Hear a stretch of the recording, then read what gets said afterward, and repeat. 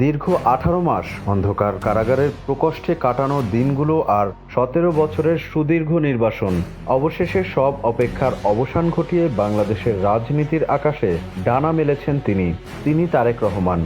ঢাকার আকাশ বাতাস প্রকম্পিত করে হাজারো নেতাকর্মীর গগনবিদারী স্লোগান আর অশ্রুসিক্ত সংবর্ধনার মধ্য দিয়ে তিনি ফিরে এসেছেন নিজের শিকড়ে।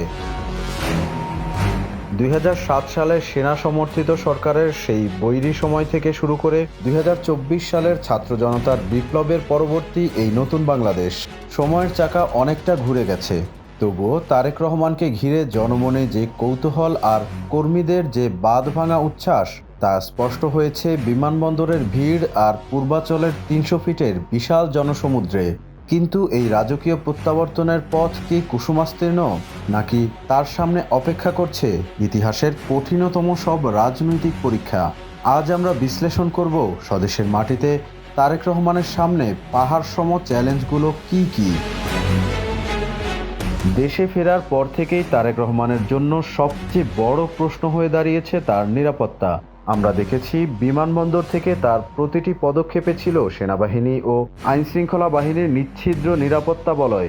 দেশের অন্যতম প্রধান দলের শীর্ষ নেতা হিসেবে এই নিরাপত্তা তার প্রাপ্য হলেও গণমানুষের নেতা হওয়ার পথে এই নিরাপত্তা বেষ্টনী অনেক সময় অন্তরায় হয়ে দাঁড়ায়।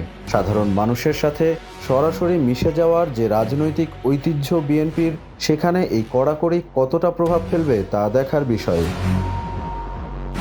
তবে শুধু নিরাপত্তা নয়, তার দীর্ঘ প্রবাস জীবন নিয়ে বিশ্লেষকদের মনে কিছু প্রশ্ন রয়ে গেছে।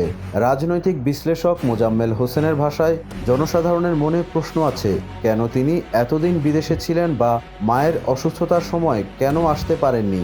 যদিও তারেক রহমান নিজেই আগে বলেছিলেন অনেক সিদ্ধান্ত তিনি একা নিতে পারছিলেন না। এই অস্বচ্ছতাগুলো কাটানো তার জন্য একটি ব্যক্তিগত চ্যালেঞ্জ। এই ধোঁয়াশা কাটাতে বিএনপির স্থায়ী কমিটির সদস্য সালাউদ্দিন আহমেদ স্পষ্ট করে বলেন, তারেক রহমান কোনো দেশের নাগরিকত্ব গ্রহণ করেননি, কোনো পাসপোর্ট নেননি। তিনি যে রাজনৈতিক আশ্রয় ছিলেন সেটি নাগরিকত্বের দৃষ্টিতে দেখা ঠিক নয়, আর এখন ফিরে যাওয়ার প্রশ্নই ওঠে না। তিনি দেশের প্রয়োজনে বিদেশ সফরে যেতেই পারেন, কিন্তু তিনি স্বদেশে ফিরে এসেছেন স্থায়ীভাবে। রাজনীতিতে ধারণা বড় একটি ফ্যাক্টর। ২০০৬ সাল পর্যন্ত বিএনপির শাসনকাল এবং হাওয়া ভবন নিয়ে বিরোধীদের তৈরি করা দীর্ঘদিনের নেতিবাচক প্রচারণাকে রুখে দিয়ে এক নতুন ও আধুনিক ভাবমূর্তি গড়া তারেক রহমানের বড় পরীক্ষা। ঢাকা বিশ্ববিদ্যালয়ের শিক্ষক সাব্বির আহমেদের মতে, মানুষের স্মৃতিতে অতীতের কিছু তিক্ততা থাকতে পারে, যা থেকে বেরিয়ে এসে নতুন এক লিগেসি তৈরি করা এখন সময়ের দাবি।